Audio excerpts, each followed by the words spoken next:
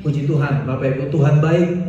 Saya mau hari ini kita belajar sama-sama bagaimana kita bisa menghadapi setiap kesulitan-kesulitan. Ada banyak orang gak menang dalam kesulitan, tapi Tuhan ingatkan saya hari ini, mari ajar kepada umatku, kata Tuhan, supaya mereka hidup dalam kemenangan. Menghadapi kesulitan itu wajar. Menghadapi setiap badai kesulitan itu normal. Yang gak normal adalah ketika kita lari dari kesulitan, lari dari setiap persoalan. Mari kita baca firman Tuhan sore ini, Bapak Ibu yang terkasih, di dalam kitab Hakim-Hakim.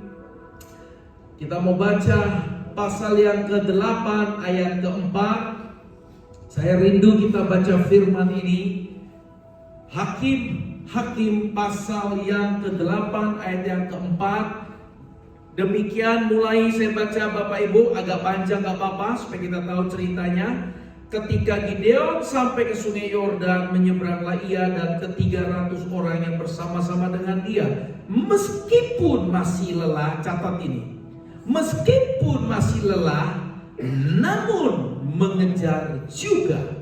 Dan berkatalah ia kepada orang-orang Sukot, tolong berikan beberapa roti untuk rakyat yang mengikuti aku ini, sebab mereka telah lelah dan aku sedang mengejar Zeba dan Salmuna, raja-raja Midian. Tetapi jawab para pemuka di Sukot itu, sudahkah Zeba dan Salmuna itu ada dalam tanganmu sehingga kami harus memberikan roti kepada tentaramu? Lalu kata Gideon, kalau begitu, apabila Tuhan menyerahkan Zeba dan Salmuna ke dalam tanganku, aku akan menggaruk tubuhmu dengan duri, padang gurun dan onak.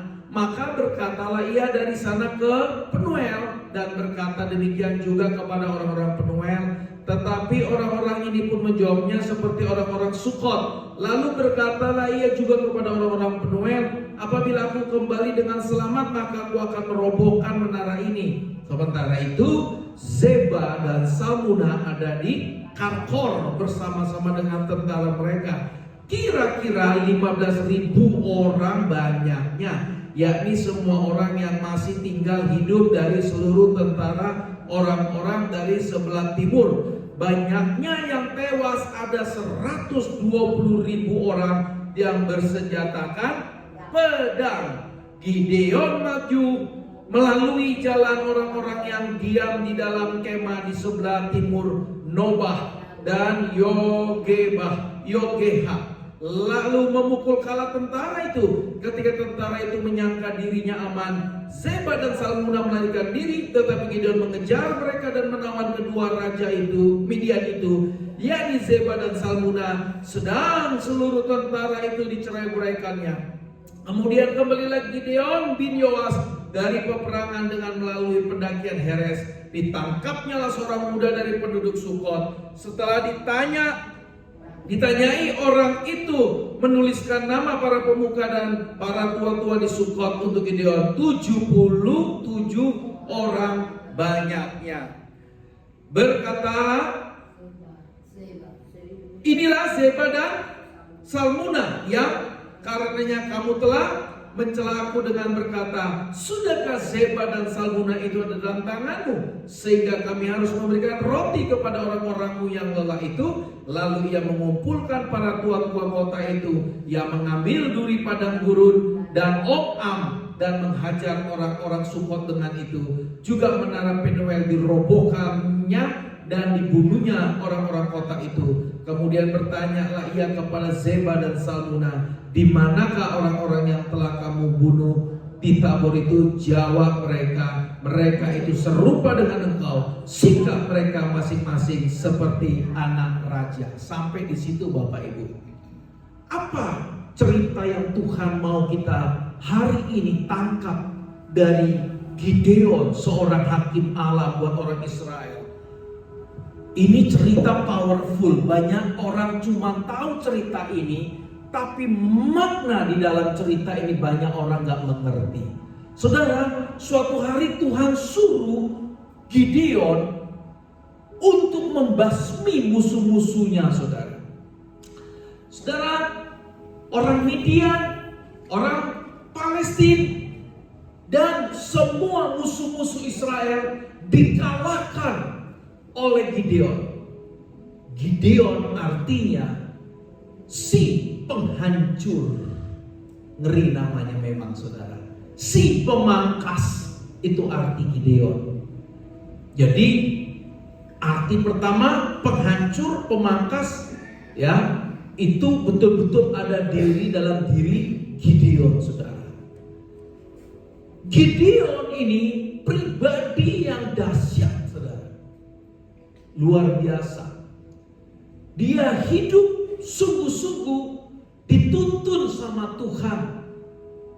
Suatu hari Tuhan bilang, kalahkan orang Midian dan bunuh raja-raja mereka. Dan akhirnya Gideon habisi orang-orang Midian dan berikut rajanya Zeba dan Salmuna. Tapi ini masalahnya, saudara. Tuhan mau seleksi orang-orang yang ikut Gideon, saudara. Gak banyak dan tidak boleh orang-orang sembarangan. Dari berapa orang awalnya Tuhan tahu cerita ini, Bapak Ibu? Dari berapa awalnya yang berangkat yang mau perang? 30.000, tetapi diseleksi sama Tuhan menjadi 300 orang. Saudara, orang-orang 300 ini saya percaya Tuhan yang seleksi, karena orang-orang ini pasti orang-orang berkualitas. Orang kalau udah berkualitas, saya percaya, saudara, dalam hidupnya dia mampu menang menghadapi kesulitan. Sekali lagi, orang yang berkualitas adalah orang yang mampu menghadapi kesulitan yang menerpa hidupnya. Apapun kesulitan itu, kalau kita ngerti di dalam diri kita ada benih kualitas ilahi, maka kita akan mampu menghadapi setiap badai, setiap tantangan, karena Tuhan sudah memberi kita benih kemenangan. Amin. Kenapa orang gak mampu menghadapi kesulitan-kesulitan dalam hidupnya, saudara? Yang pertama, saudara, coba baca ayat yang keempat. Boleh, Frank, ayat yang keempat? Saya waktu baca ayat ini, nah demikian ayatnya, ayat 4 dikatakan, ketika Gideon sampai ke sungai Yordan, menyeberanglah ia dan ke-300 orang yang bersama-sama dengan dia, meskipun masih lelah, namun mengejar juga. Ayat ini jelas bilang, Gideon itu sedang mengejar musuh, saudara, dan sampai ke sungai Yordan dikatakan, maka menyeberanglah ia dan ke-300 orang yang bersama-sama dengan dia. Bapak Ibu, mereka mengejar musuh, mereka ingin membasmi musuh, membawa pasukan. Itu gak gampang. Gideon dan banyak pasukannya, mereka kejar musuh itu sampai akhirnya kita bilang mereka lelah, mereka capek. Dan akhirnya Gideon minta pada waktu itu, saudara, kepada orang-orang di Sukot, tolonglah, ya. Ini Gideon ini sebenarnya sopan orangnya. Tolonglah berikan beberapa roti untuk rakyat yang mengikuti aku ini, ya. Dia minta orang-orang di Sukot memberi roti. Tapi orang-orang Sukot ini kayaknya memang gak mau, saudara. Dan akhirnya mereka mengejar dengan luar biasa musuhnya. Dan Alkitab bilang bahwa dua raja Midian, saudara, Zeba dan Salmuna, akhirnya dibunuh sama Gideon. Saudara, Kenapa Gideon itu bertarung, berperang? Dia bisa mampu menghabisi semua musuh-musuhnya, saudara. Dia mampu mengatasi segala rintangan. Karena perang itu bukan hanya bicara, Bapak Ibu, memerangi musuh. Tapi waktu perang itu berbicara juga bagaimana mental, bagaimana kekuatan, energi, semua pikiran difokuskan. Nah, ayat 4 ini kuncinya, saudara. Boleh dibuka. Waktu Gideon dikatakan lelah bersama dengan pasukannya. Tetapi Alkitab juga bilang begini di ayat 4. Walaupun masih lelah, mereka mengejar. Betul? Mengejar. Kenapa kita gak mampu menghadapi kesulitan-kesulitan yang kita hadapi hari-hari ini? Padahal Tuhan mau kita menang. Ya, Pak Daniel gak ngerti sih, saya ini sulit hidupnya. Nah, ada banyak orang yang ngomong gitu tuh. Saya kemarin baru pelayanan dari Tanjung Priok. Saya sering ngomong Tanjung Priok ya, karena saya hampir tiap seminggu 2 kali pelayanan di Tanjung Priok. Itu keluarga prasejahtera semua yang hidup dalam garis kemiskinan, gak punya gaji, Bapak Ibu, gak punya gaji.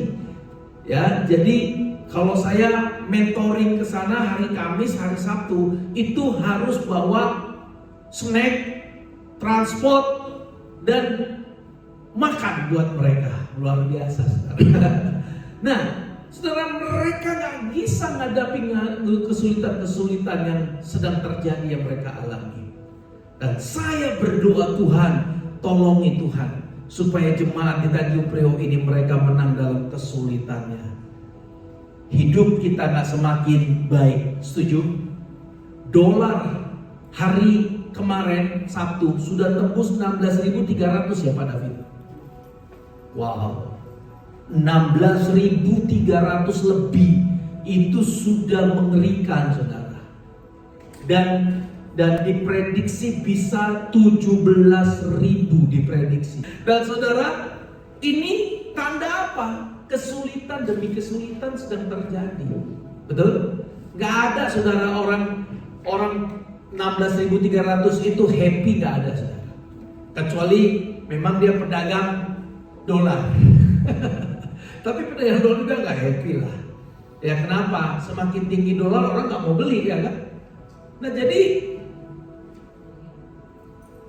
saya mau katakan jemaat Tuhan hari ini, siapkan dirimu dari kesulitan-kesulitan yang sedang terjadi dan Tuhan izinkan. Saya ngomong ini bukan nakutin, itu kenyataan dan fakta. Makin ke depan makin sulit. Pajak dinaikkan, harga sudah naik. Anak-anak muda, ada Devon Frey, ya, ada Calvin juga, ini ada Eric juga. Nah, gini loh, kita nggak bisa dengan keadaan zaman sekarang punya kekuatan biasa-biasa.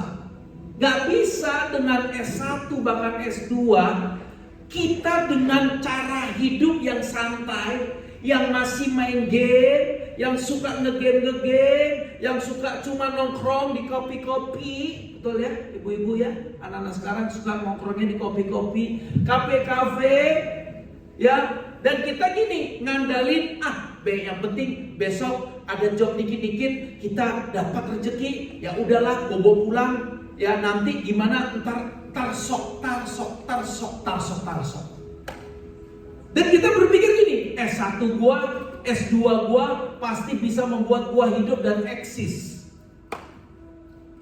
Saya bilang enggak, saudara, enggak bisa. Saudara, apa yang bisa membuat kita eksis dan kita mampu menghadapi kesulitan? Yang pertama,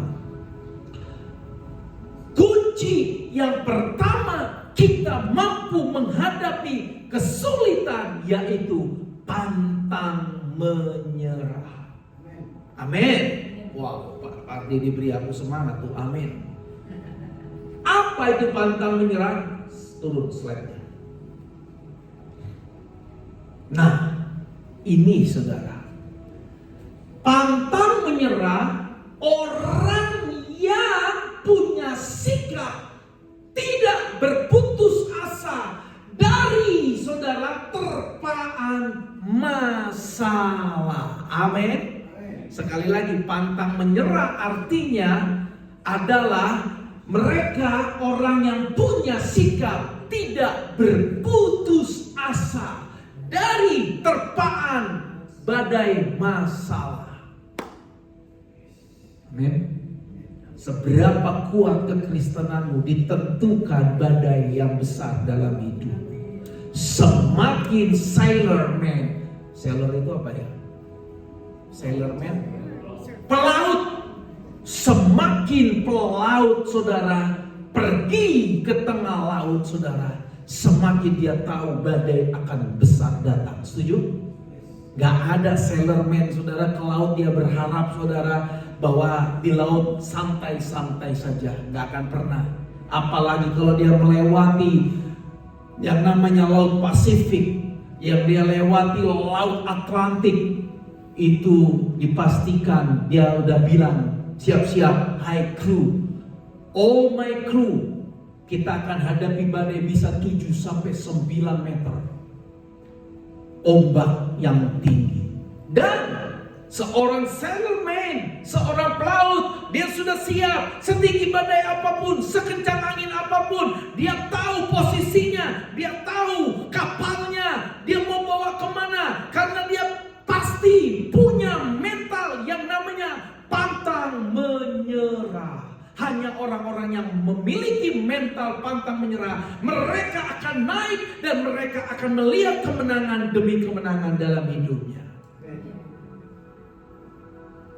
Seorang yang namanya Thomas Alva Edison, penemu lampu, inventor yang begitu banyak menemukan penemuan-penemuan untuk dunia ini, luar biasa. Saya sudah pernah datang ke rumahnya di New Jersey di Amerika, di mana dia membuat penelitian di New Jersey, di kamarnya. Itu rumahnya sekarang udah jadi museum. Oh keren saudara. Saya itu kalau baca yang namanya Thomas Alva Edison itu keren. Saya itu belajar dari hidupnya. Saudara tahu ternyata Thomas Alva Edison itu dikeluarkan dari sekolah waktu dia SD saudara. Karena gurunya udah capek dan bohwat mengajar dia. Dan gurunya panggil mamanya dan beritahu, ibu bawa Thomas pulang. Kami gak sanggup lagi karena anak ini autis. Anak ini susah tenang belajar. Kami gak sanggup lagi. Tahu, mamanya nangis waktu dapat berita itu. Tapi tiap hari mamanya, ini yang buat Thomas menjadi orang hebat. Bukan karena Thomas sebetulnya, mamanya. Mamanya tiap malam mengajar dia, melatih dia, doakan dia, didik dia, latih dia. Tiap hari, tiap malam, mamanya ngajarin. Thomas gak ngerti, mamanya ajarin. Ditanya Thomas, 3 tambah 3 berapa? 3, 4. Jawabnya ngawur semua. Dilatih lagi mamanya, bukan Thomas, 3 tambah 3, 6. 3 tambah 3, 6. Diajar lagi, berapa 3 tambah 3 Thomas? 2. Makin bodoh dan makin gak ngerti. Puluhan, ratusan kali mamanya ngajar. Sampai Thomas mengerti dan Thomas akhirnya tumbuh sebagai pemuda yang tiap hari belajar dan mencoba berbagai banyak alat-alat elektrik. Sampai akhirnya dia mencoba hampir penemuan itu, history, sejarah mencatat 100.000 kali Thomas mencoba lampu sampai akhirnya lampu itu bisa menyala. Waktu ditanya sama wartawan, Thomas, apakah kau orang yang pernah gagal? Dia bilang gini, tidak. Dia jawab, saya bukan orang yang pernah gagal, tapi saya adalah orang yang gak pernah mau berhenti mencoba. Beda loh saudara, orang gagal dengan orang yang berhenti mencoba. Berapa kali kau merasa hidupmu gagal? Sebetulnya kau bukan gagal, engkau berhenti untuk mencoba. Tapi orang yang punya mental pemenang, dia gak pernah berhenti untuk mencoba. Amin. Dia gak akan pernah stop at the end. Never, never. He always say, I want to try because God make me success. Tuhan yang akan memberi aku kemenangan dan kesuksesan. Saudara, berapa banyak kita hari-hari ini kita gak punya spirit ini, mental pantang menyerah, saudara. Dunia yang kita hadapi hari ini berlomba-lomba untuk mereka meraih kesuksesan. Dan dunia akui, saudara, ini kunci kemenangan, pantang menyerah. Pantang. Makanya setiap institusi itu ada istilah moto. Ya, kalau institusi pemadam kebakaran itu berkata, belum pulang, pantang pulang sebelum padam. Itu tahu semua ya, moto pemadam. Sama, Kopassus, Komando Pasukan Khusus kita, Angkatan Darat juga begitu. Ya, pantang pulang sebelum menang, dia bilang gitu. Artinya apa? Hanya dua kemungkinan, dia pulang atau dia mati, saudara. Ya kan? Itu dahsyat, saudara. Dalam kehidupan kita, berapa banyak kita punya mental untuk tetap kuat di dalam Tuhan? Atau kita padanya, aku gak sanggup dalam hidup ini. Tuhan sudah ninggalin aku, Pak Daniel gak perhatikan aku. Udahlah Pak Daniel, aku udah hopeless lah hidup ini. Saudara, dengar baik-baik. Kalau kau menyerah, berarti engkau kalah dan engkau habis, saudara. Bilang kiri kanannya, kita gak boleh menyerah. Apapun keadaanmu, situasimu sore ini, jangan ada yang menyerah. Kita punya Tuhan yang dahsyat. Amin. Beri tepuk tangan buat Allah kita. Pantang menyerah. Yang kedua, spirit orang yang berkualitas ketika menghadapi yang namanya kesulitan, dia punya mental pemenang. Next slide. Apa mental pemenang ini, saudara?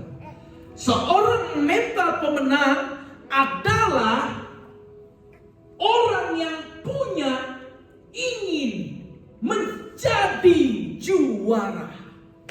Sekali lagi, orang yang punya mental pemenang adalah orang yang punya mental atau keinginan menjadi juara. Amin.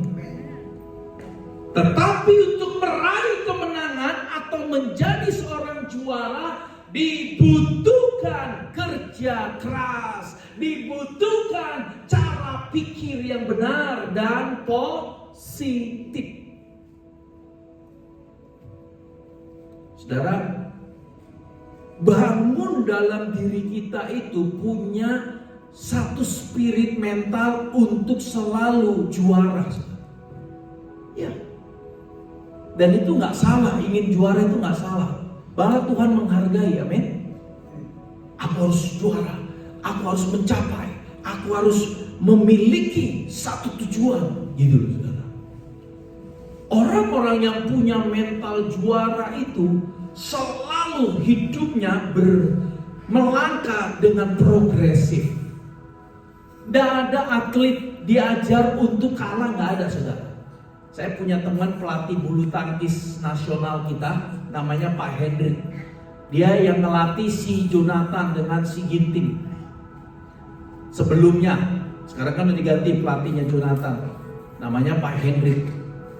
Hendrik Hidayat kalau nggak salah ya, saya lupa namanya. Tapi yang jelas Hendrik. Saya tanya, Pak Hendrik, apa cara Bapak memotivasi atlet-atlet bulu tangkis selama ini? Dia bilang, saya nggak pernah mengajarkan mereka untuk siap-siap kalah. Tapi saya selalu mengajarkan siap untuk menang. Amin. Orang itu harus kuat dengan mental yang menang.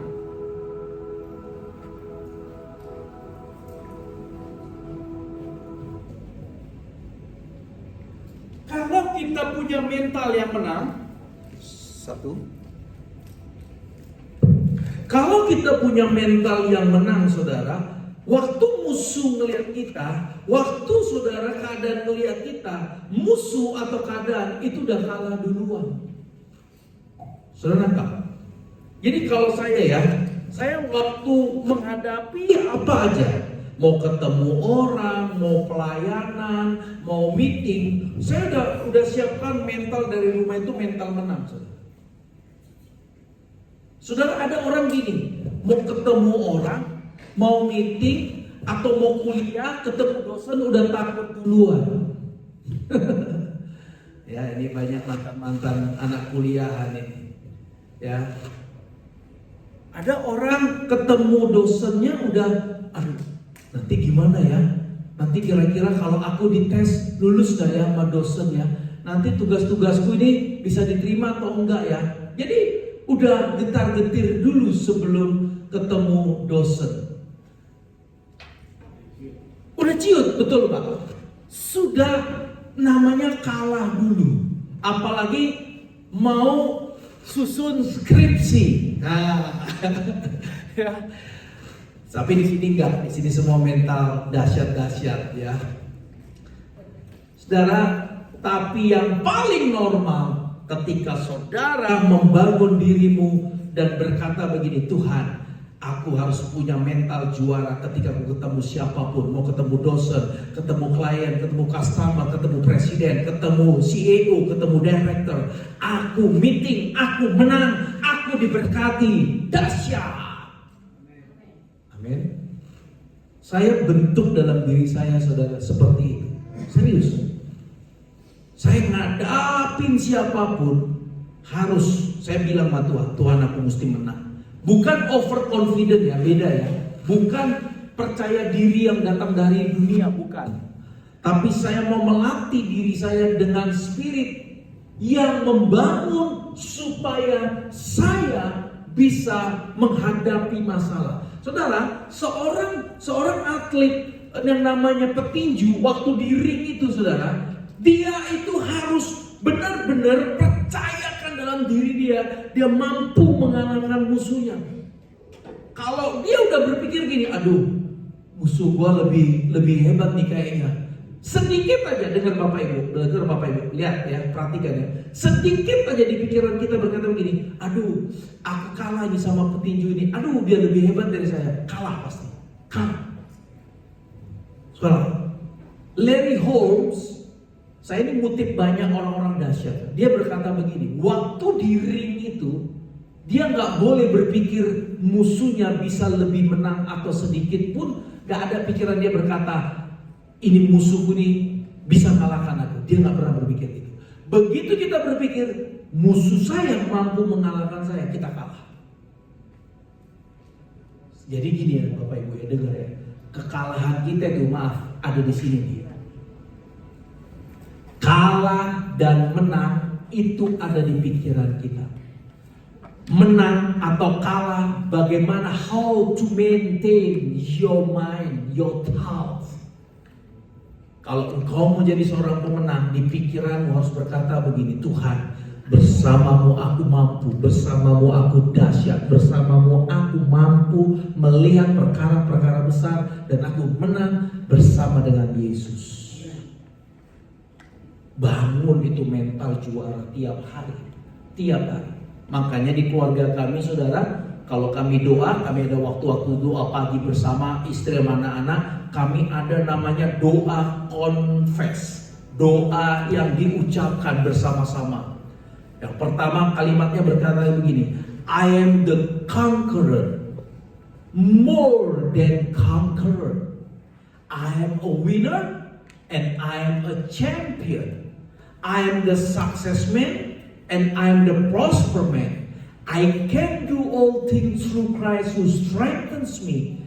I can fly like the eagle. I receive the good things, even the best thing from God. Dahsyat itu, saudara. Artinya, aku adalah pemenang, lebih dari pemenang. Ini Paulus yang katakan. I'm the conqueror. Aku itu pemenang. More than conqueror. Lebih dari pemenang. Bayangin saudara, Paulus saja bilang, ada orang udah menang, dia lebih dari. Nah, itu dahsyat gak? Kita itu harusnya di level itu, ya. Kita ini harus lebih dari orang yang menang. Saya bangun diri saya seperti itu tiap hari.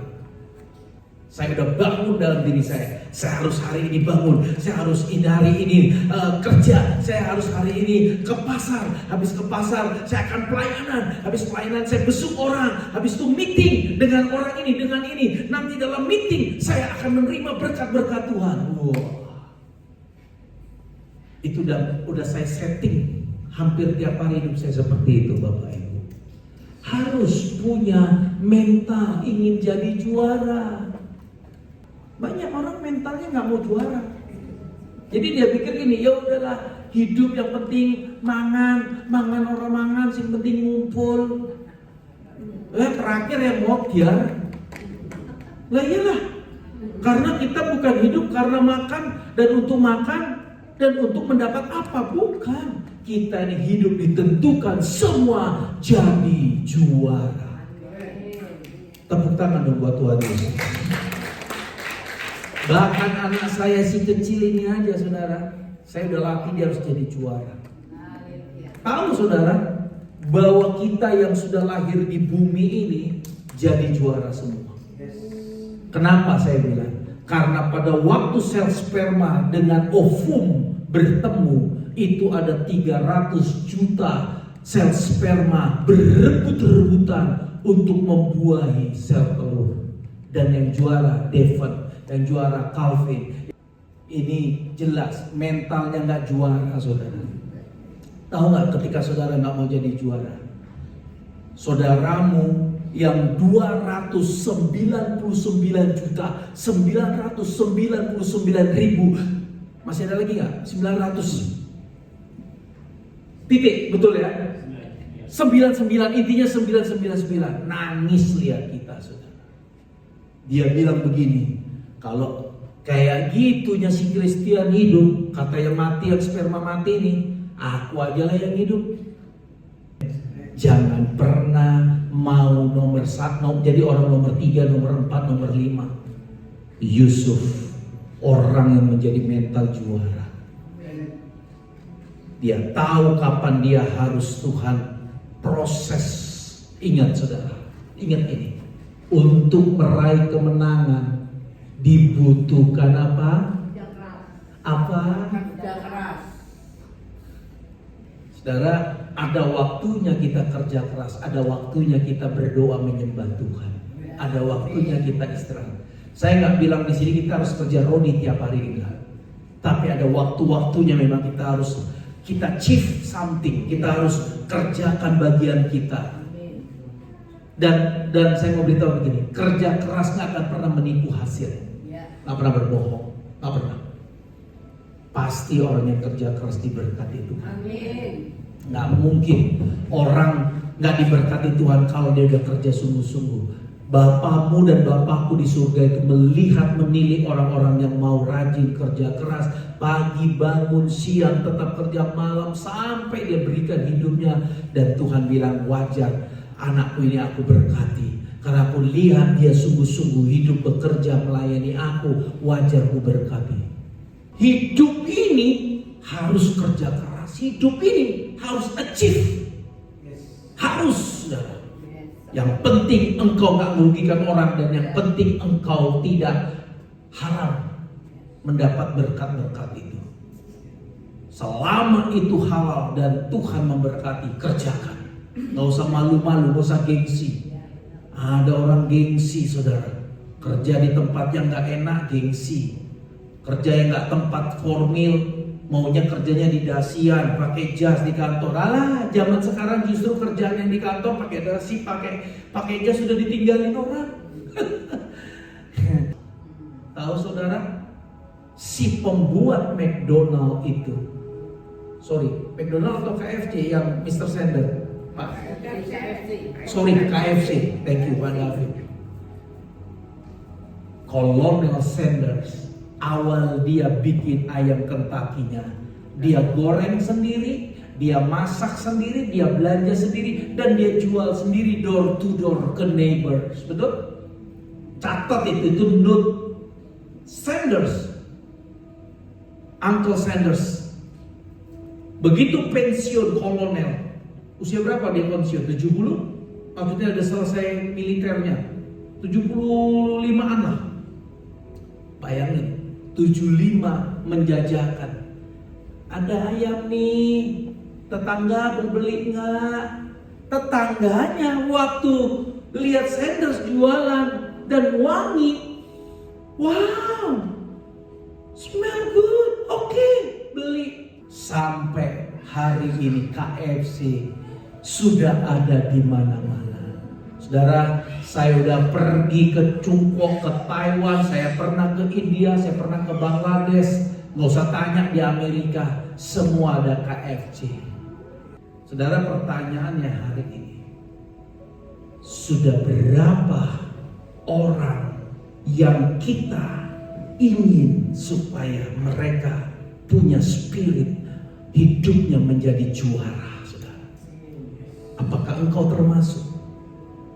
Saya ya, sekali lagi saya bilang sama Tuhan, Tuhan, siapa orang yang dekat dengan saya? Saya rindu orang-orang itu diberkati, supaya mereka punya mental juara. Amin. Bilang kiri kanannya, kita harus punya mental juara. Ini yang membuat saudara Gideon gak pernah melihat musuhnya itu bisa menang atas dia. Kenapa? Gideon selalu juara, selalu kalahkan, selalu hantam, habisi musuhnya. Gak ada kata Gideon untuk mundur selangkah pun. Yang terakhir, kenapa Gideon menang? Karena Gideon punya tujuan hidup. Gideon punya vision. Orang yang punya visi, orang yang punya tujuan adalah orang yang akan melihat ke depan dan dia akan percaya bahwa Tuhan akan menyertai, menuntun dan menjadikan masa depannya dahsyat, indah. Karena visi itu adalah sesuatu yang kita lihat jauh ke depan bersama dengan Tuhan dan kita pasti mencapai itu. Amin. Apa arti visi, saudara? Yes, visi adalah melihat jauh ke depan rencana Tuhan atas hidup kita. Simple. Saudara, seberapa kuat orang punya visi, dia akan berjalan dengan visi, dia akan fokus dengan visi, dia gak akan gentar kiri kanannya, musuhnya mau mencela, mau memfitnah, mau menghakimi, mau menghancurkan, dia gak pusing. Jangan pernah, dengar baik-baik, jangan pernah pusing dengan orang yang ingin mencacimu, menghinamu, meruntuhkanmu. Jangan pusing, jangan. Fokus saja dengan visi Tuhan. Apa fokus Tuhan dalam hidup kita? Aku fokus visiku, aku diberkati, aku jadi berkat, usahaku maju, aku rindu, aku hidupku membangun sesuatu yang berarti bagi Tuhan. Udah kerjakan. Ada nggak proses kita nanti dijegal orang? Ada. Ada nggak nanti orang-orang nggak suka waktu kita maju? Ada. Ada nggak orang-orang yang benci sama kita? Iri sama kita? Ada. Bahkan di gereja ada nggak? Ada. Tapi di gereja ini nggak ada. Bangun visi itu dalam hidup kita. Wah, saya bilang sama Tuhan, aku rindu Tuhan. Aku membangun ini pelayanan ini memberkati kota dan bangsa. Saya punya satu visi tujuan, saudara. Gereja ini suatu saat menjadi berkat bagi kota bangsa. Memberkati orang-orang yang ada di jalanan. Memberkati orang-orang yang miskin, yang papa. Kita punya nanti yang namanya panti jompo, panti asuhan. Kita ingin punya juga sekolah-sekolah. Saya sudah dapat visi itu jauh yang Tuhan berikan, saudara.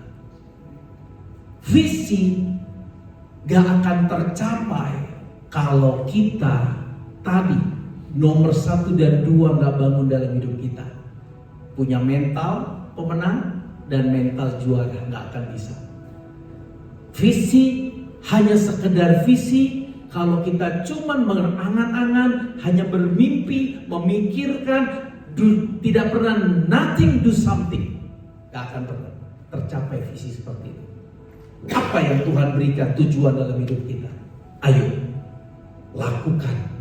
Awalnya jadi orang yang mau punya mental pemenang, orang yang mau punya mental juara, kerja keras, rajin, sungguh-sungguh sama Tuhan. Gideon lakukan itu.